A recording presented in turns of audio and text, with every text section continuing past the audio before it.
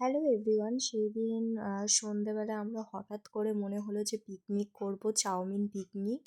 তো বিজু আর আমার মামা গিয়েছিল তারাপীঠ, আর আমার দিদা আর বর্ষা একাই ছিল। তাই জন্য মামাদের বাড়িতেই হুট করে পিকনিক করলাম। সন্ধ্যাবেলায় একটা করে মোয়া আর সিঙ্গারা খেয়েছিলাম সবাই। আর বর্ষা এদিকে আলু কেটে দিচ্ছিল। আমার ভাই তো হচ্ছে চাউমিনে সেরকম হাবজি কুবজি কোনো জিনিস খায় না, মানে সবজি খায় না। আমরা খাই, কিন্তু ওর জন্য আমরা অন্য কোনো সবজি দিইনি, শুধু আলু ডিম দিয়েই করেছিলাম চাউমিনটা। আর বর্ষা যে পাস্তাটা নিয়ে এসেছিলো সেই পাস্তাটাও সিদ্ধ করে নিয়েছিলাম চাউমিনের সাথে।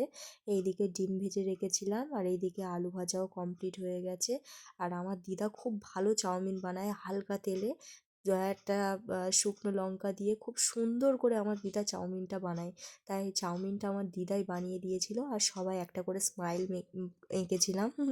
তো এই যে সবাই মিলে খাচ্ছিলাম, আর আমার দিদা ওইদিকে বসে খাচ্ছিল, খেতে চাইছিল না। তো কেমন লাগলো ভিডিওটা অবশ্যই জানাবে।